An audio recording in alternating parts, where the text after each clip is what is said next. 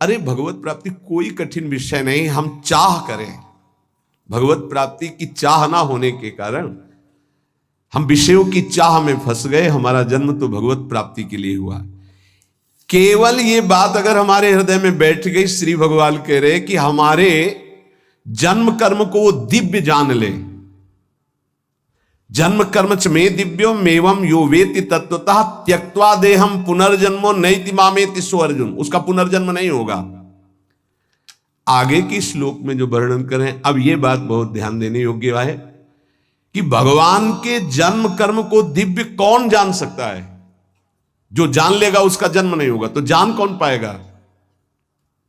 वीतराग भय क्रोधा मन्मया मामुपाश्रिता बहवो ज्ञान तपसा पूता मदभाव मागता।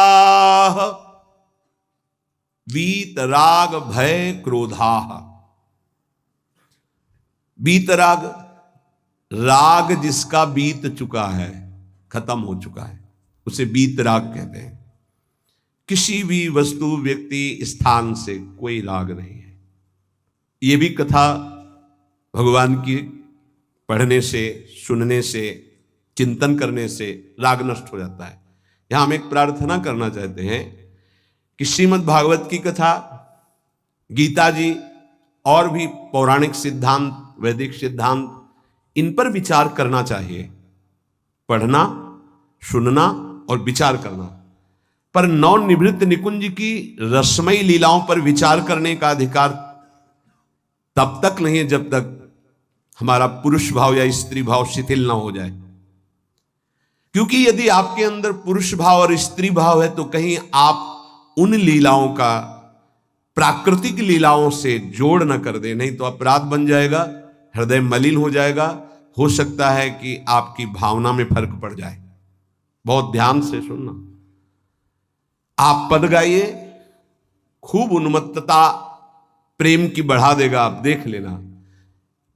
कुछ ऐसे श्लोक हैं जो वृंदावन महिमामृत में, जिनको हमने नहीं गाया क्योंकि शब्दकारी नहीं। कुछ पद हैं ऐसे जिनको नहीं केवल गा सकते हैं, उनका अर्थ नहीं, क्योंकि उस कोटि की दशा हृदय में होनी चाहिए।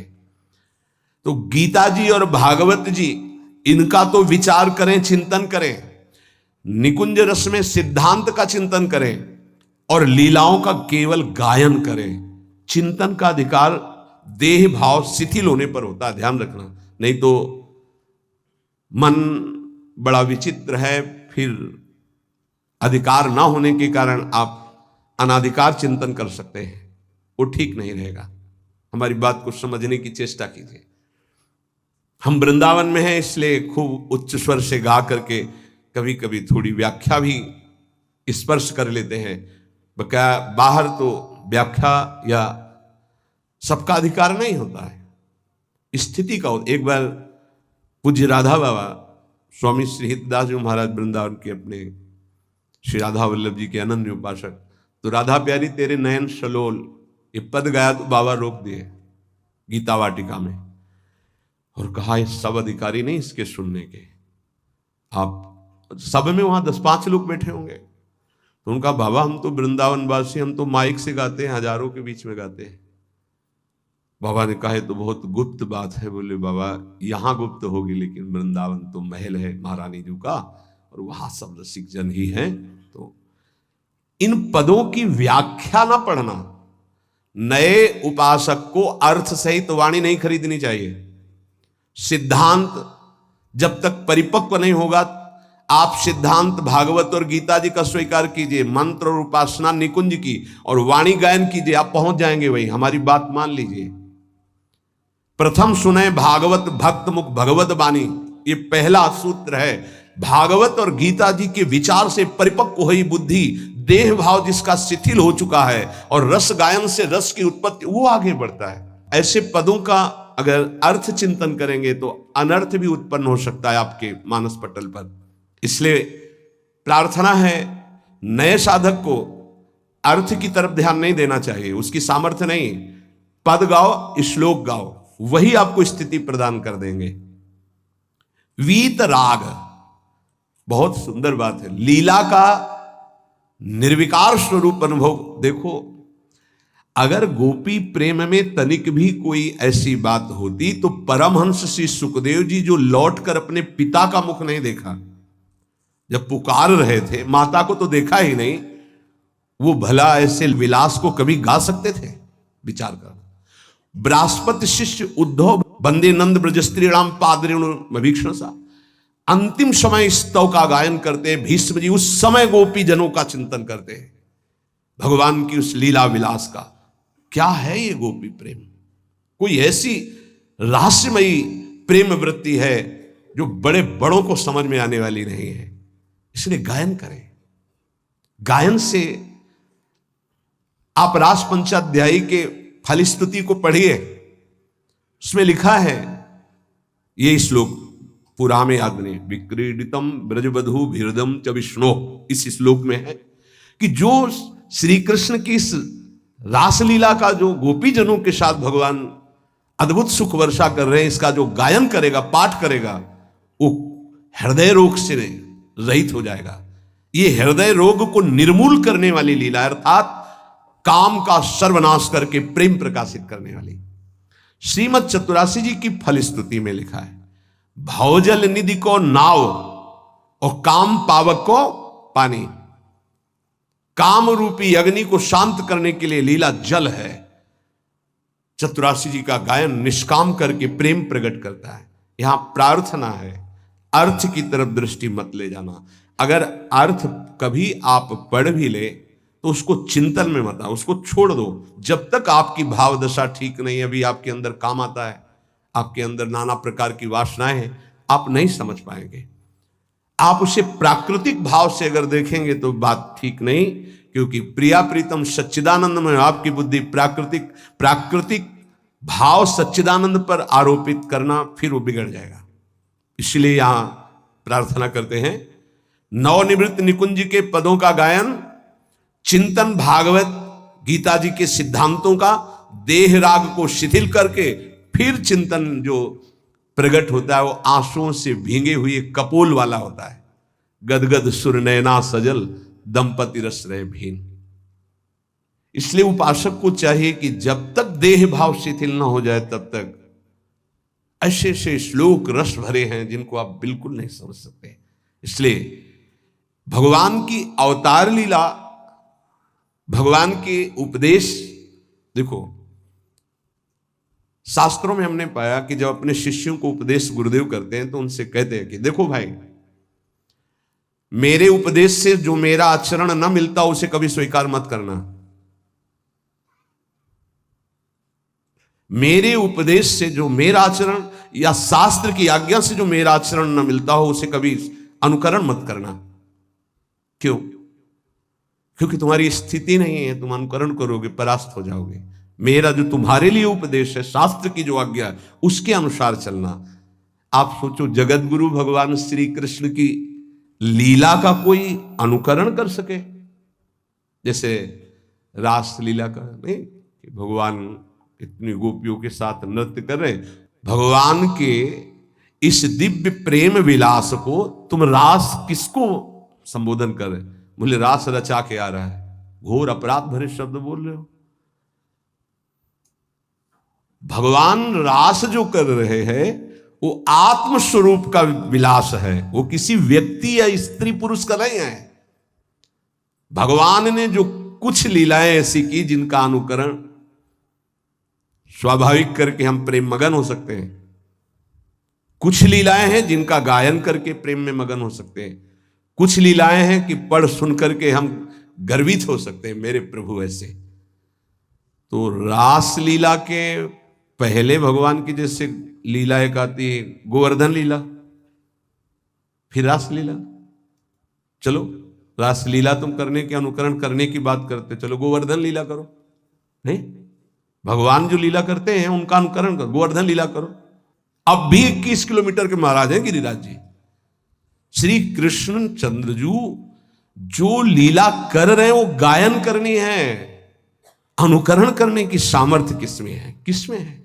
भगवान शंकर ने हलाहल जहर निकला समुद्र मंथन से, यहां रोक लिया, तुम एक कुल्ला पानी रोक के दिखाओ, पानी, और हलाहल जहर रोक लिया। तो सामर्थ्यवान महापुरुषों का आचरण वही अनुकरणीय है जो शास्त्र सम्मत है, जिनका वो आदेश कर रहे हैं कि आप ऐसा कीजिए।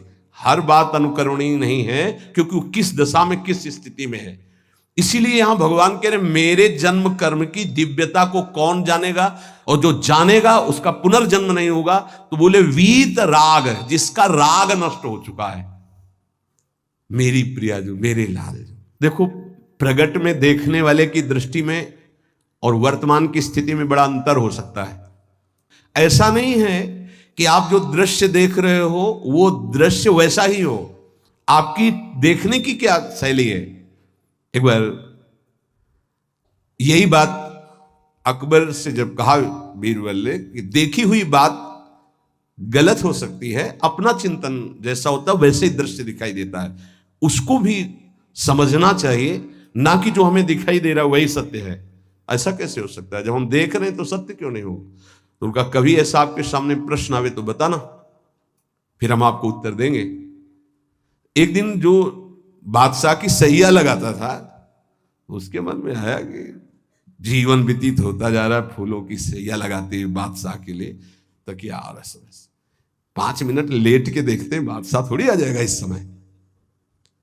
लेटा तो सोचा इनका जो चद्दर है इतना सुगंधित और मुलायम, जरा डाल के डाला और आंख मूंद के 5 मिनट आनंद लेते, सो गया। अब भैया कहां चारपाई में सोने वाला, कहां बादशाह की सैया में। और दरबार में उनको विलंब था, तो जो उनकी पत्नी थी वो वहां गई। आज महाराज बिना कुछ खाए पिए बात किए, हमें लगता कोई सीरियस मैटर रहा होगा, थकित होकर के सो गए, पार्श्व में वो सो गए। बादशाह आया तो देखा मेरी सैया में कोई पुरुष और हमारी पत्नी, तलवार खींची। तो उसने कहा था बीरबल ने कि दृश्य झूठा हो सकता है, उसको बुला के कहते हैं एक दृश्य कहां से झूठा हो सकता है, मैं सत्य देख रहा हूं। बुलाया और कहा कि तुम कहते थे दृश्य झूठा हो सकता है, देखने वाले की क्षमता के अनुसार दृश्य दिखाई दे, मैं देख रहा हूं मेरी पत्नी किसी गैर पुरुष के साथ पड़ी हुई, ये झूठा है? बोले महाराज झूठा भी हो सकता है, झूठा ही है, मैं ऐसा नहीं कहता, लेकिन झूठा भी हो सकता है। अब कौन पुरुष है हमें तो पता नहीं, लेकिन आप 2 मिनट खंभे की आड़ में रुकिए। रानी को जी, बोले आप किसके साथ सो रहे? बोले महाराज के साथ। बात नहीं की? बोले नहीं, थके थे, सो रहे थे इसलिए जगाए नहीं, पार्श्व में सो गए। ठीक है आप जाइए, हम महाराज को जगा के ला रहे हैं क्योंकि भोजन नहीं पाया, इनको पवाना है। हाँ ठीक है। पर्दा हटाया तो वो फूल बिछा ले, वो तो घबरा रहा था एकदम। तो उनका मालिक जान बचा लो, मुझे ऐसा ऐसा आया इसलिए। नहीं तो किसके साथ? वो हमारे साथ तो कोई नहीं था। बादशाह पर्दे के आड़ में सुन रहे, बोले चुपचाप भाग जा, अगर बादशाह जान गए तो मार भगा दे। बोले सरकार देखा दोनों निर्दोष थे, यदि आप मारते तो दोनों की हत्या आप कर सकते थे, लेकिन दोनों निर्दोष थे। हमारी दृष्टि प्राकृतिक दृश्यों का फाइनल नहीं कर सकती, फिर सच्चिदानंद का कैसे? तो हमें अपनी दृष्टि सुधारने, वीत राग, जिनका राग बीत गया है, अर्थात परम वैराग्यवान, भगवत लीला का रसास्वादन, इसलिए परम वैराग्यवान परमहंस शिरोमणि सुखदेव जी को श्रीमद् भागवत कथन का अधिकारी श्री भगवान व्यासदेव जी ने जान करके भागवत दी।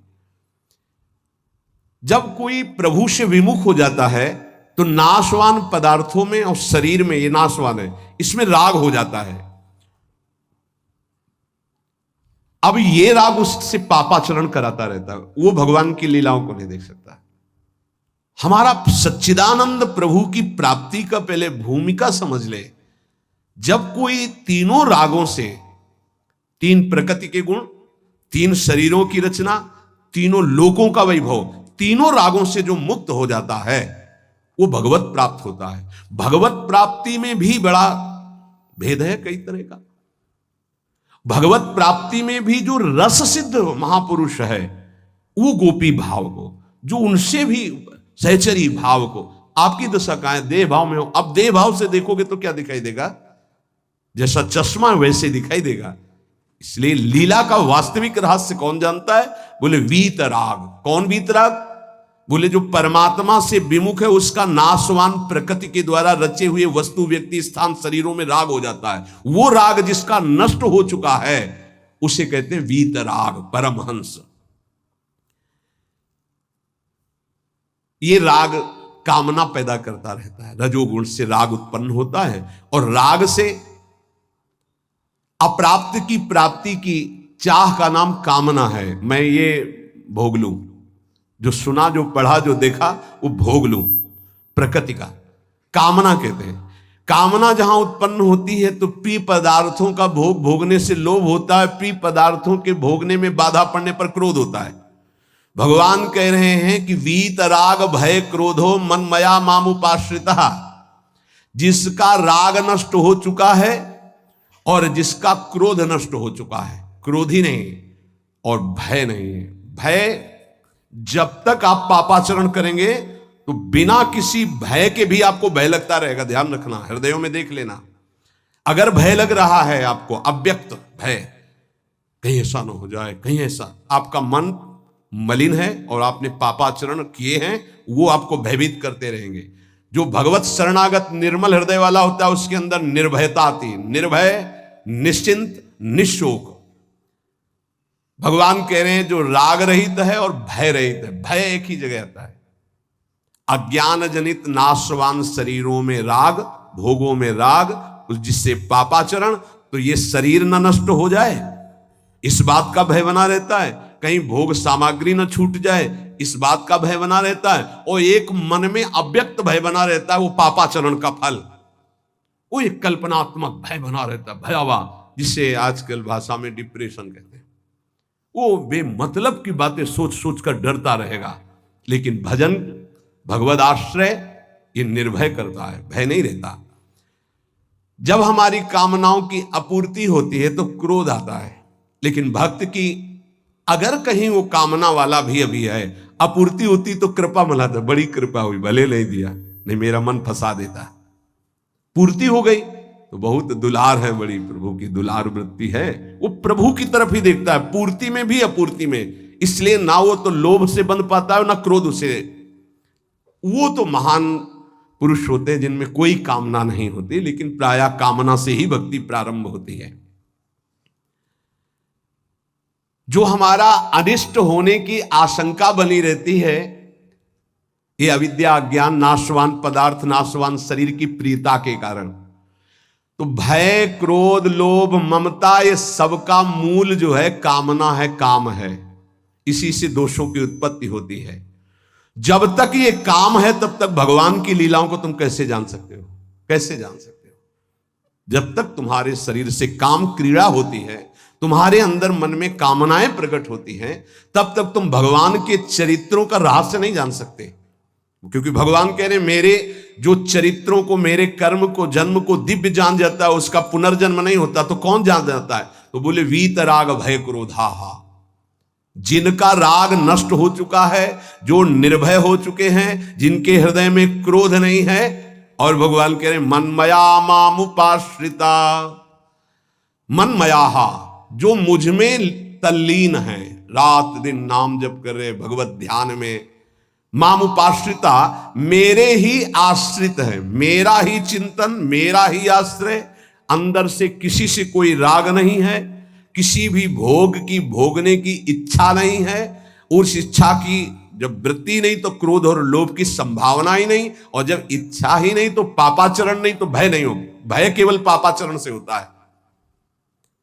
निर्विकार हृदय कूटस्थ स्वामी थे, हिमालय में भ्रमण कर रहे थे, एक शेर की गर्जना हुई, घुर्राता हुआ सामने आया तो छड़ी ली हुई थी, पूज्य पादुड़िया बाबा का, ऐसे छड़ी लगा खड़े हो गए, बोले यार सुन, तेरा आहार अगर ये निश्चित हो चुका है तो तू गुर्रा मत इसे खा ले, अगर आहार नहीं निश्चित हुआ है तो तू जा। वो चला गया। कितने निर्भय कि सिंह के सामने भी एकदम ऐसे, क्यों? क्योंकि वीतराग है, शरीर से राग नष्ट हो चुका है। श्री भगवान कह रहे कि मामुपाश्रिता, देखो बहुत सुंदर बात कह रहे, ध्यान देना। अपने लोगों का स्वभाव है बिना आश्रय के जी नहीं सकते, किसी न किसी का आश्रय, शरीर का आश्रय, रुपये का आश्रय, विपरीत शरीर का आश्रय, पद का आश्रय, विविध भोगों का आश्रय, नशा आदि का आश्रय, बिना आश्रय की जी नहीं सकता। आप ये समझ लो, ऐसी मान्यता हो चुकी है। और आश्रय अगर ये सब छोड़ दे तो अमर हो जाए। उसको लगता है मैं मर जाऊंगा बिना इसके, वो अमर हो जाए। यही माया का भ्रम है। किसी न किसी का आश्रय लिए रहता है, कभी भी वो आश्रय टिकाऊ नहीं है। ध्यान देकर देखिए क्या टिकाऊ है। मनुष्य शरीर टिकाऊ है? नहीं। Bank balance? नहीं। कोई पदार्थ पदवी? नहीं। बहुत ध्यान देने योग्य बात है। परमात्मा के अंश तुम्हारे अंदर जो एक आश्रय लेने की वृत्ति प्रकट हुई है प्रकृति से, यही बंधन है। और इस बंधन को तुम तभी छुड़ा सकते हो जब प्रकृति को जिसने रचा उसका आश्रय ले लो, परमात्मा का, प्रभु का। भगवान का अंश जब तक प्रकृति के कुछ भी आश्रय रखेगा तब तक वो भय, क्रोध, लोभ, राग इनसे पिटता रहेगा। चिंता, शोक, नाना प्रकार की बात को पकड़ो, गंभीरता से पकड़ो। तुम प्रभु के अंश हो, प्रकृति के आश्रय से तुम्हें चैन नहीं मिल सकता, शांति नहीं मिल सकती, अमर पद नहीं मिल सकता। तुम भटकते रहोगे, क्लेशित होते रहोगे, भयभीत होते रहोगे। भटकना जन्म मरण। भगवान के एकमात्र आश्रय से तुम्हें विश्राम मिलेगा और कहीं नहीं। जैसे गोस्वामी जी कहते, पायो परम विश्राम राम समान प्रभु नाही कहूं। लेकिन कोई भगवान का आश्रय लेना नहीं चाहता, रुपया का आश्रय लेना चाहता है। वस्तु का बल, पद का बल, परिवार का बल, देह का बल, समाज का बल। तब तक भगवान के दर्शन हो जाए, लोग बातें बनाते समझते नहीं। अरे द्रौपदी जी अवतार हैं, द्रौपदी जी कोई जन्म नहीं लिए, अवतार हैं, शक्ति का अवतार हैं, यज्ञ कुंड से प्रकट हुई। लेकिन आश्रय दृढ़ तब हुआ इस घटना के बाद, चीरहरण घटना के बाद। नहीं, पांडवों का आश्रय था, सभा का आश्रय था, अपना बल का आश्रय था, दांत का आश्रय लिया। जब सब छूट गया तो गोविंद द्वारिकावासिन। ये चीज समझने, कल कुछ संत भगवान आए थे, उनसे यही चर्चा हो रही थी कि आश्रय तत्व पर दृष्टि रखो। कहां आश्रय है तुम्हारा? अंदर से देखो, अभी भगवत प्राप्त हो जाओगे। बिगड़ी जन्म अनेक की, अब ही सुधरे आज। आज वो अभी होई राम को, आश्रय राम का, आश्रय हरि का, आश्रय प्रभु का। किसका आश्रय? सूरदास जी महाराज कह रहे हैं, अपबल, तपबल और बाहुबल, चौथो बल है दाम। किसका आश्रय इनमें से? अपना बल, तपस्या का बल, दाम का बल, विद्या का बल। किसका बल है? बोले सब बल कहां जागृत होता है? बोले हारे को हरे नाम। जो भगवान के आश्रित हो गया, नाम के आश्रित हो गया। ये जितने आश्रय ये टिकाऊ नहीं है, प्रत्युत ये तुम्हें भ्रमित करके तुम्हारे समय को नष्ट करने वाले हैं।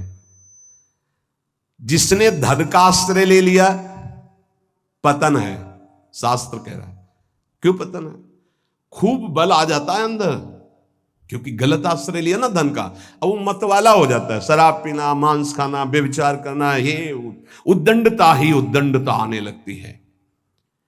अब भगवत आश्रित और धन आ गया तो उसका धन दूसरी जगह जाता है, क्योंकि आश्रय सही है। अस्पताल खुलवा दिया, पौशाला, संत सेवा, गौशाला, नाना प्रकार की धार्मिक वृत्तियों के द्वारा दूसरों को सुख पहुंचाना। क्यों? क्योंकि आश्रय बढ़िया है। केवल धन का आश्रय है तो सब दोष आ जाते हैं। इतना ही नहीं, शुभ कर्मों का आश्रय बन जाता है, साधना का आश्रय बन जाता है। अपनी साधना, रोज परिक्रमा लगाता हूं, रोज ये करता हूं, ये करता हूं। देखो दिखाई दे रहा है भक्त, भगवान, भक्त का मतलब होता है भगवान का आश्रय। अब वो ये जो सत साधनाएं हैं, असत नहीं है, पर इनका जो आश्रय हो गया वो डायरेक्ट भगवान के आश्रय से हट। अब हमारी टांगें मजबूत हैं तो हम परिक्रमा लगा रहे हैं, कल टांग टूट गई तो आश्रय भगवान का, उनके आश्रय से भगवत प्राप्ति होगी, कोई इनके आश्रय से थोड़ी। लेकिन अगर वो आश्रय लिया है तो फिर लगेगा हमसे कोई साधना ही नहीं हो रही, आप असंतुष्ट हो जाएंगे। एकमात्र भगवान का आश्रय। तभी कह रहे बिगड़ी जन्म अनेक की, अब ही सुधरे आज। अभी इसी क्षण सुधार हो जाएगा, अभी इसी क्षण बात बन जाएगी। अनेक जन्मों की बिगड़ी क्या? आश्रय केवल प्रभु का, मामुपाश्रिता। भगवत प्राप्ति की साधना का भी आश्रय नहीं। ध्यान दो, ये बड़ा सूक्ष्म। आश्रय केवल प्रियालाल का। साधना बन रही बढ़िया, कल साधना ना बने, ऐसे रोग हो जाए, ऐसी शरीर की स्थिति हो जाए, ऐसी मना स्थिति हो जाए तो हमें भगवत प्राप्ति नहीं होगी क्या? होगी। बोले क्यों होगी? तुमसे कोई साधन तो बनता नहीं। बोले हमने साधन का आश्रय नहीं लिया, हमने तो प्रियाजू का आश्रय लिया। सर्वेषु साधन वरेषु चिरम निराशा। बात समझना, ये आंतरिक है, आध्यात्मिक। भरोसा केवल प्रभु का, आश्रय केवल प्रभु का, इसी से भगवत प्राप्ति होती है। पूर्व में जब प्रथम बोलना शुरू हुआ था मुरारी से, उनसे यही आश्रय तत्व पर केवल चर्चा होती थी। आश्रय को समझिए। अगर आश्रय साधन का, तो भोग साधन का होता है, साधन सुख का भोग होता है। इसीलिए यह गुण साधनते नहीं, बड़ा सूक्ष्म। अब जैसे अल्पज्ञ साधक है तो सोचता है कि फिर तो साधना ही नहीं करनी चाहिए। तो अभी तक आप कर रहे थे क्या? आपसे करवा रहे थे जिनके आश्रित हो। ऐसे भाव में आओ। साधन हो रहा है, प्रभु को समर्पित हो रहा है। नहीं हो रहा है तो हम तो प्रभु को समर्पित ही हैं, हमारी भगवत प्राप्ति तो पक्की है। पर यह समझ आनी बहुत कठिन हो जाती है। हम परिक्रमा लगाया है तो कह सकते हैं कि हम भगवत प्राप्ति कर सकते हैं, क्योंकि साधन का भरोसा है। अगर नहीं लगा पाए तो भी हमारे भरोसा में कमी हो जाएगी। आप आखिरी बात समझ लीजिए, यदि आपने अंदर से आश्रय हमारे प्रियालाल का ले लिया और कुछ नहीं बन रहा तो भगवत प्राप्ति हो जाएगी। हमारी बात समझ लेना। ये हम बहुत समझी सोची हुई बात कर रहे हैं। आश्रय आपका कहां है? एक क्षण के आश्रय को प्रभु बहुत बड़ा मान लेते। ध्यान रखना, जब बाली जी का भगवान ने प्रहार करके वध किया तो आखिरी श्वासें बाली जी की भगवदाकार थी, पर भगवान से बड़ा छुपा के वचन बोले। हृदय प्रीति मुख वचन कठोरा। और भगवान की तरफ देखकर कहा, मैं बैरी सुग्रीव प्यारा, कारण कवन नाथ मुहि मारा। हम दोनों भाई हैं, हमें अपने भाई की हर चेष्टा को पता है। जैसा मैं वैसा मेरा भाई। बहुत बड़ा भजनानंदी नहीं, हम जानते हैं, बचपन से साथी है। और मैंने कभी आपका विरोध नहीं किया। आपने मारा क्यों मुझे? जो सूक्ष्म बात भगवान, तुम ये जानते थे कि सुग्रीव मेरे आश्रित हो गया है? अरे अभिमानी, मेरे आश्रित का वैरी मेरा वैरी होता है। तो कितने दिनों के आश्रित हुए थे सुग्रीव जी? कोई माला चलाई थी, ध्यान किया था, तपस्या की थी, और निष्काम आश्रय नहीं था, सकाम आश्रय था। बाली मारा जाएगा, मैं किष्किंधा का राजा बनूंगा। और राजा बन गए। महाराज जी, राम जी प्रवर्षण पर्वत पर रहे, एक दिन भी दंडवत करने न दिन में गए न शाम के गए, 4 महीना नहीं गए। फिर वहां से भयभीत वाले वचन जब भगवान लक्ष्मण जी को कि जाके बोल दो कि जो बाली को वही बाण तूड़ीर में है उसमें, तब आके दंडवत। नाथ विषय हरि लीने से क्या ना। हम आपको बात बता रहे हैं प्रमाण सहित। भगवान ने जो वचन कहे उस बहुत मानने और समझने वाली बात। तुम जानते थे कि सुग्रीव मेरे आश्रित हो गया। अरे अभिमानी, तुम मारना चाहता मेरे आश्रित का वैरी मेरा वैरी, मेरे आश्रित का मित्र मेरा मित्र, इसलिए मैंने तुम्हें मारा। फिर वो आगे की जो बात अनुज बधु भगनी सुत नारी व्यवहारिक की बात कही, आंतरिक बात जो कही, मेरा शरणागत मेरे आश्रित। अन्य आश्रय टिकाऊ नहीं है, पहले दिमाग में रख लो।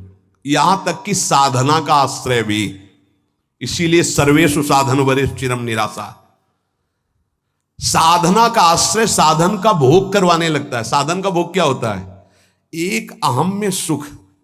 दिन में 3 परिक्रमा लगाता हूं वृंदावन की, वो अहम में जो आश्रय बैठ गया साधना का, ये अहम भोग कर रहा है उसका।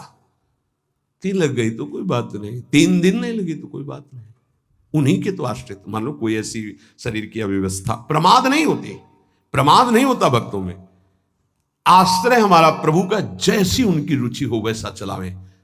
बहुत बढ़िया साधन बन गया तो हमें कोई हर्ष नहीं है, और कोई साधन नहीं हुआ तो हमें कोई शोक नहीं है। ये स्थिति समझना बड़ा कठिन है।